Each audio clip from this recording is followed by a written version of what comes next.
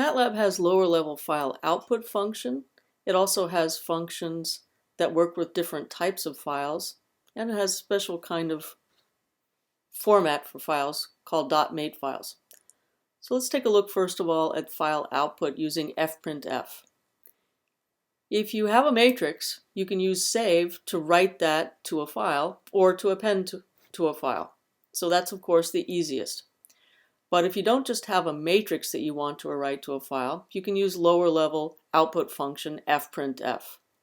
To use fprintf, you have to open the file first, and you have to close it when you're finished. When you use the fopen function to open the file, you have to specify w as the permission string if you're writing to the file, or a as the permission string if you're appending to the file. Once you've done that, you've opened the file successfully and you've stored the file identifier in a variable. A general form for writing to a file is to use fprintf, where to fprintf you're passing first of all the file identifier, so you're saying where you want to write, and then a format string and variables or expressions. So it's exactly like the fprintf that we've been seeing for quite some time now to write. The only difference is now we're writing to a file rather than writing to the screen. So the difference is that we have the file identifier specified first. And another difference you may notice is that we're suppressing the output here. The fprintf function actually returns the number of bytes that were written to a file. So if you don't want to see that number, the output should be suppressed with a semicolon. If you don't specify a file identifier, the output goes to the screen, and the number of bytes is not seen by default, although it is actually returned from the fprintf function, and you could save it in a variable. So everything that you've seen so far about fprintf applies here. The only difference is we're writing to a file rather than to the screen. Here's an example of writing to a file called tryit.txt. So this is assuming that both the fopen and the fclose are successful, although really you should check both.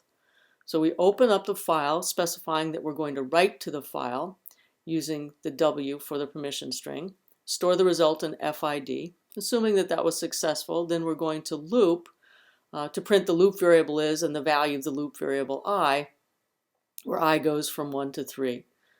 So again, the difference here between writing to the screen and writing to a file is we're specifying the file ID. So we're writing this to the file called tryit.txt, and we're suppressing the output from the fprintf function.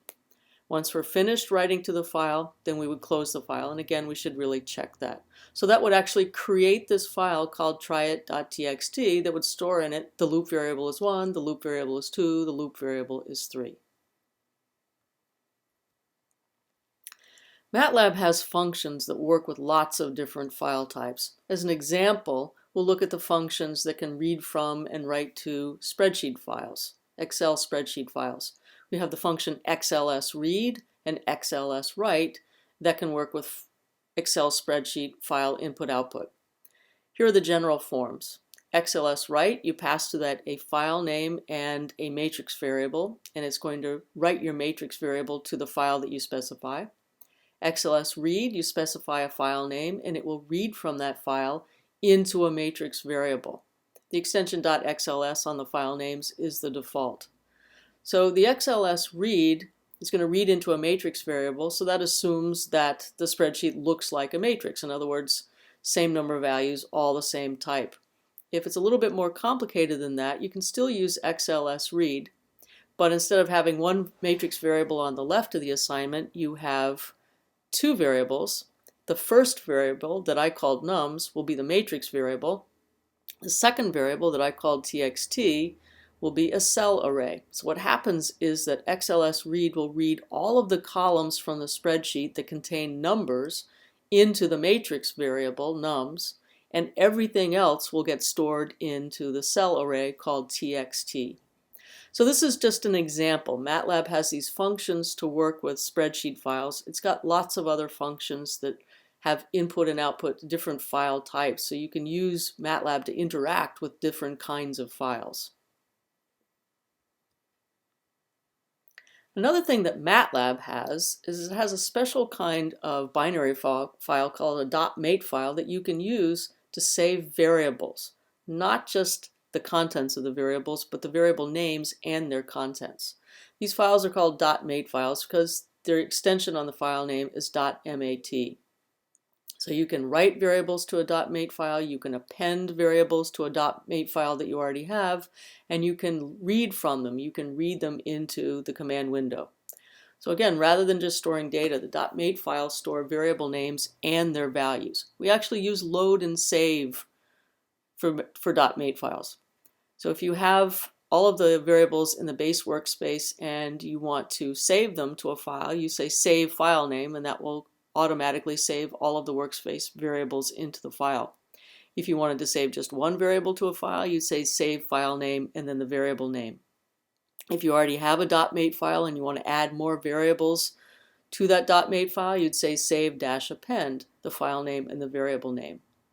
And then once you have a .mate file, you want to read the variables into the base workspace, you use load. You'd say load file name, and if you wanted to only read certain variables from the .mate file into the base workspace, you'd add a list of the variables.